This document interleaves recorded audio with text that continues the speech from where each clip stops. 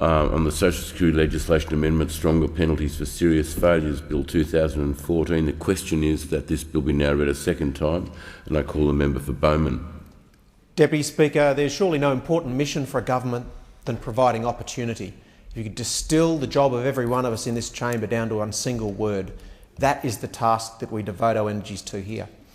Look, of course, it's a little bit of a disappointment, of course, from this side of the chamber if most of the debate focuses upon punishment and punitive measures, because that's not what this bill is about at all. Let's take a broader picture here, that we're a leading economy and our job is to maximise workforce participation in a nation that has a small population, a relatively large capital to labour ratio. It's actually extremely hard to fill the high-skilled jobs with our own population, but it presents us also with a challenge, a lack of low-skilled jobs for many of those who are entering the workforce for the first time. And it's that skills mismatch that we grapple with as a wealthy economy with a high minimum wage, excellent working conditions, and we are in the company of great economies around the world who are grappling with the same question: how do we make sure that everyone can have a chance at a better future? Our job isn't to take money from people, our job is not to pick winners, but our job surely as a government is to give every citizen opportunity. And if we can be doing that, we're doing that job well.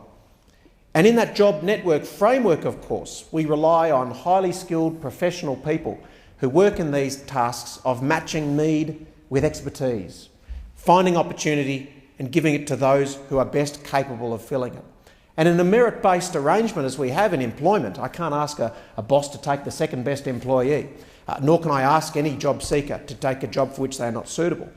We are in a race, of course, to identify and to guide people to the best possible professional path. And all of this is underpinned by a debate that goes back centuries that have identified that being in work is far better for one's health, far better for one's social circumstances, far better for families.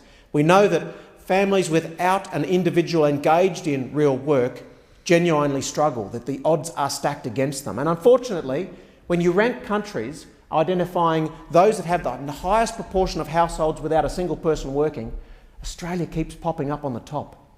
It's Australia, New Zealand, UK, Malta. The light flashes, they hit the screen. These are the economies that continue to cultivate and support large proportions of our working population having no work at all. Families that have no one working and creating generations of future families where nobody works. We can't rest until this problem is sorted. We can't rest until we have done our very best to make sure that every person in these particular households has had a crack at a job. And I can't put it much more simply than that. And we identify that of the hundreds of thousands of matches that are made by professionals in our RTOs and our job service providers every year, that in most cases these are bilaterally both beneficial and welcomed arrangements, where both a boss and a job seeker are fulfilling mutually satisfying and encouraging arrangements. And in many cases, they have a tough period to find a job, but once they have it, they're set for life. Government's only task should be in that period of highest need. And government should not be getting involved in arrangement between employees and employers, because that should be the domain for those to make the rules and to make sure that they are productive arrangements without interference from unions or government. So let's focus on that difficult time. I've had a time when I didn't have a job and life looked pretty precarious. I can't even pretend to know what it's like to be a long-term unemployed person. But I know this, short of losing your family home, short of losing a first-degree family member, probably not having a job is one of the most precarious phases in one's life. And I think the job of a government is to make sure that's a period that is as short as possible. And I think the opposition makes a fair point, that the government should be doing all it can to make that a supported period rather than one where one feels picked on, rather than where someone feels that there is futile activity that's not actually leading to employment at all. Because there's one thing that's for sure, we as publicly funded officials feel that we know what the job environment is like, but let me tell you, young people on the ground know a very different picture. And that is a picture that's incredibly hard to find suitable work. And it doesn't matter what part of Australia you're in. I can cherry pick some areas where there's very, very high youth unemployment. But even in my fairly, average outer metro area that very much represents middle Australia, it's extremely hard for young people to find a job at the right time. Now look, next week they may well find that opportunity that sets them a great trajectory for life, but nothing can really help them in that one period where they're looking for work, accept the best possible and responsive government services. That's what we're debating today. And today we're focusing really on that what we call the hard end of the spectrum, where it's proving most difficult to get people a suitable job. And of course the system can only do so much. They can only put a prospective job seeker in front of an employer. There's nothing we can really do to make that relationship work. We can't really ensure that both parties are acting in good faith, though I hope they do. Ultimately, all we can do is match that range of opportunities with those job seekers that are chasing them. We want to hope, of course, that if someone goes as far as turning up for a job interview, that they'll take it seriously. And if someone doesn't even turn up for those meetings, then there has to be a very good reason why. As a former GP, I know that often it's health reasons that undermine those meetings. And that's why we recognise, both sides of politics, that over a 6-month period you can have a couple of shots at it. We give you 3 chances to actually fall short of your obligation to seek out a job. But if there is suitable work identified, you get the 1 shot at it. If there's an utterly suitable job for you, then there really are no excuses, and government shouldn't spend its time intensively case managing people that have given up on a perfectly suitable job. And so it's worth responding to this previous speaker, the member for Parramatta, who almost exclusively devoted her 15 minutes of parliamentary time to what I would call stories of grief and inability to meet basic requirements. And I would only say to the member for Parramatta, I'm not sure that you have actually gone through that period with your local Centrelink office of sitting with those workers as I have, talking to them about case management and watching what is required of someone to attend what is called intensive case management with a job-seeking provider working for you and on your behalf. And she provided a list of exceptional circumstances, all of which I accept. Recently, having left prison, having an extremely traumatic family event in the time that you're looking for work, a major medical condition, and probably the one that we all tend to forget, major mental health issues that can really make it difficult for you to make a sustained commitment to seeking work. And I concede that this is one of the greatest challenges that our Centrelink and job service providers face. But we have a disability support pension arrangement there specifically for people who can't do 4 hours a fortnight of work.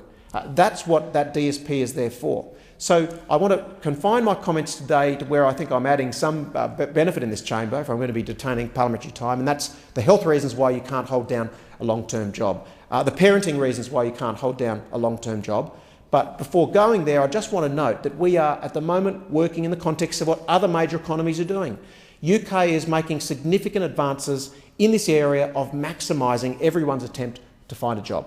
New Zealand has brought in extraordinary reforms, information of which is available on their Beehive, around how they make sure that those that are most evading work, because they operate obviously in a single government level where they can share job seeking and payment information more easily than we can, that they can pick up the people who are persistently evading opportunity, which is clearly running contrary to what our basic expectations would be of a citizen.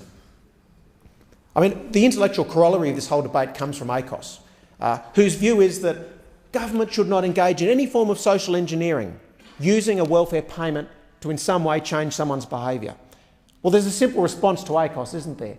Paying of welfare is in and of itself social engineering. I mean, paying welfare is trying to obtain a different social outcome using a payment. It is utterly reasonable to strike an agreement with recipients that there are certain social norms that we would expect of people in receipt of a payment. And if you're sitting on the other side of this chamber, I'm telling you that's the way it's going. And get used to it, because all other OECD economies are moving in that way, and a conversation that we couldn't have 20 years ago we're having right now. And that is, if you're in receipt of a public payment, it's not acceptable to beat up your wife.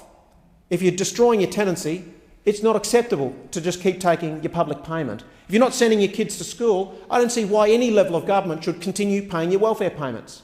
These are basic rules that operate right around the world, and it's utterly reasonable that they're enforced here, and I'm glad to see that they are. They weren't always enforced, but they are now. There's still more challenges ahead, and these are not policies of any major party. But ultimately, we need to look at parenting orders that are flagrantly and persistently abused.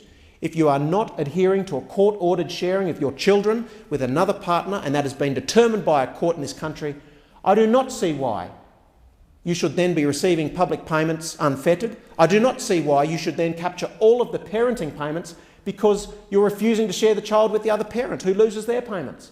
But that's how it works at the moment, and it's just not right. I don't see, if you thumb your nose at state authorities and you're on the run with an arrest warrant, why on earth you should keep getting public payments. And I know that in New Zealand, when they changed this law, they had people turning up at the police station saying, "I've just had my payment stopped." And all of the police over there in New Zealand said, "Well, why are you here?"